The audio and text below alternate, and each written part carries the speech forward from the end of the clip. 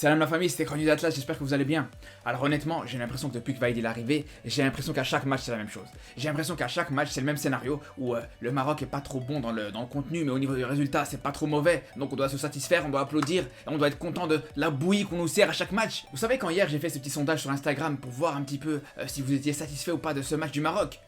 Honnêtement, je vais vous dire une chose, j'étais rassuré de voir que la majorité des personnes étaient pas satisfaites de ce match. Et pourquoi j'étais rassuré par rapport au fait que vous étiez pas satisfait de ce match? C'est pas pour que vous ayez le même avis que moi, ça je m'en fous complètement. Mais c'est juste parce que au moins, ça me fait plaisir de voir que dans ce pays, il y a des personnes qui sont un minimum exigeantes avec leur équipe nationale. Et d'ailleurs, je vais vous dire une chose, pour moi c'est presque même un manque de respect envers cette équipe du Maroc que de se contenter de ce match contre le Libéria.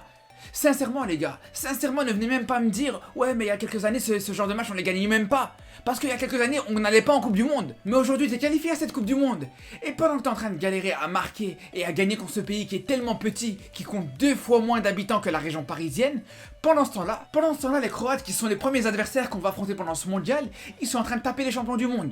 Mais nous on doit se contenter de cette victoire contre les Libéria, tranquille. Surtout dans ce match, moi ce qui me dérange le plus, c'est même pas le résultat. Encore tu peux gagner 2-0, si dans le contenu c'est intéressant, si dans le contenu vraiment t'as énormément d'occasions, t'as énormément de situations mais que t'as marqué que 2 buts, c'est pas grave. Mais là dans ce match, t'as eu que 2 occasions, t'as eu que 2 tirs cadrés contre le Libéria. Et là aujourd'hui il y en a encore qui arrivent à être satisfaits de ça. Honnêtement je vous comprends pas les gars, la vérité je peux pas vous comprendre comment vous pouvez être rassuré et satisfait après une prestation comme ça. Là dans votre tête vous dites ok tranquille, on a eu que 2 tirs cadrés contre le Libéria, mais c'est pas grave. Contre la Belgique avec 2 tirs cadrés ça sera suffisant pour réussir à marquer contre Courtois. Et d'ailleurs en toute franchise, je vais vous dire une chose, j'ai toujours défendu Vaïd, j'ai toujours été contre son départ, j'ai toujours trouvé que c'était risqué parce que le temps jouait en sa faveur et le virer à 6-7 mois de la Coupe du Monde ça peut être un énorme risque. Mais aujourd'hui, honnêtement, je commence à y réfléchir sérieusement. Je suis désolé, mais quand on voit cette trêve internationale, quand on voit ces 3 matchs du mois de juin, honnêtement, il n'y a absolument rien qui rassure. Que ce soit dans le contenu, que ce soit dans le jeu, on va en parler. Mais aussi même dans sa communication, c'est catastrophique. On a l'impression qu'il a déjà déposé les armes. On a l'impression qu'il s'avoue déjà vaincu. À l'entendre parler, on dirait qu'on va aller au Qatar dans une posture de victime. Comme si c'était déjà mort, comme si on était déjà éliminé de la compétition avec 0 point pris dans cette phase de groupe. C'est pas possible d'entendre ça. Le mec il t'a dit clairement, après ce match contre le Libéria, il t'a dit clairement que je sais pas ce qu'attendent les supporters, mais quand on sait qu'on a le vice-champion du monde et une équipe comme la Belgique dans notre groupe, pour lui il te fait presque sous-entendre que les attentes du public elles sont un petit peu trop hautes. Mais à un moment donné si t'y crois pas, mais va te faire voir et laisse ta place à quelqu'un d'autre. Mais franchement il est marrant lui, sérieux j'ai jamais vu ça. Où tu vois un coach qui va à une compétition, qui est qualifié à une compétition et qui dit qu'il y croit pas même avant de participer. C'est pas sérieux, mais heureusement qu'il n'est pas chirurgien. Vous imaginez s'il avait une opération à cœur ouvert, il dirait à son patient écoute j'y crois pas, je vais faire de mon mieux mais... Oh, mais on est où? Après ça, je vais pas m'attarder là-dessus. On pourra approfondir un petit peu le débat ce soir sur Twitch en live. Mais pour en revenir à ce match, sérieusement, dans le contenu, c'était vraiment très limité. Encore une fois, moi je comprends pas. Je comprends pas comment c'est possible. Quand un joueur comme Shahir, sur le dernier match, il a été exceptionnel. Ça a été l'un des meilleurs joueurs sur le terrain. Comment c'est possible qu'aujourd'hui il a encore disparu de la circulation? Par moment, je vais vous dire la vérité. J'ai vraiment l'impression que quand Vaïd fait ses compos, il tire à pile ou face et il choisit lequel joueur va jouer. C'est pas possible. Quand on voit par exemple, contre les États-Unis, Rahimi qui fait une super entrée, il provoque un penalty. Et que le match d'après, il a 0 minute de temps de jeu, c'est incompréhensible. Et là, pareil, encore une fois, c'est la même chose pour Shahir. Et c'est pas la première fois qu'on voit ce genre de choses avec des joueurs du Maroc qui disparaissent de la circulation sans raison du jour au lendemain en équipe nationale. Des joueurs qui te font des bons matchs et que juste après tu les revois plus, c'est devenu typique chez Vaïd.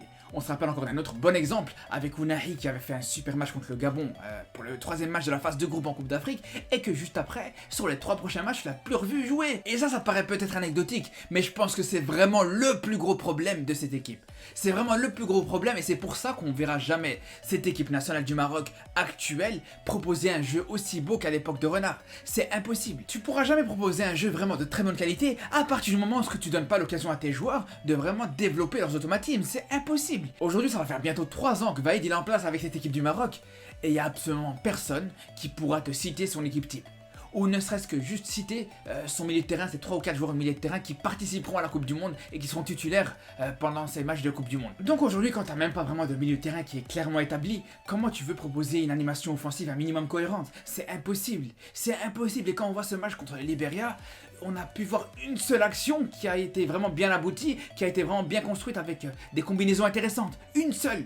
une seule, et par chance ça a donné le but justement, le deuxième but. Mais à part cette action, qui entre parenthèses a été aussi facilitée par le fait que le Liberia était un petit peu désorganisé après l'ouverture du score sur le penalty, mais à part ça, vraiment dans le jeu c'était très pauvre. Et d'ailleurs les quelques coups d'éclat qu'on a pu voir dans ce match côté marocain, ça venait très souvent d'exploits individuels, surtout de la part d'Ounahi ou de Amin Harit qui partaient sur des dribbles et qui faisaient vraiment des grosses différences. C'est d'ailleurs comme ça qu'est venu le penalty. Mais au-delà de ça, je vous dis, vraiment en termes d'action collective, c'était vraiment très pauvre. Franchement, c'était vraiment très pauvre et on a bien vu dans le jeu, dans la profondeur, dans la verticalité, c'était clairement stérile. C'était vraiment une possession qui donnait absolument rien. Il y avait vraiment très peu de passes tranchantes qui partaient vraiment dans les appels des attaquants. Et pourtant, les tentatives, il y en a eu. On peut même dire qu'on en a eu un petit peu trop quand j'ai vu le nombre de passes en profondeur qui ont été tentées et qui ont été ratées. Honnêtement, j'ai trouvé que c'était même excessif. Après, il faut dire aussi que le système de jeu qui a été mis en place par Vaïd dans ce match, en l'occurrence ce fameux 4-4 de losange qui lui est très cher, on sait qu'il est basé en grande partie sur le jeu dans la profondeur. Mais malheureusement, quand tu joues contre ce genre d'équipe avec des blocs bas, c'est vraiment très compliqué.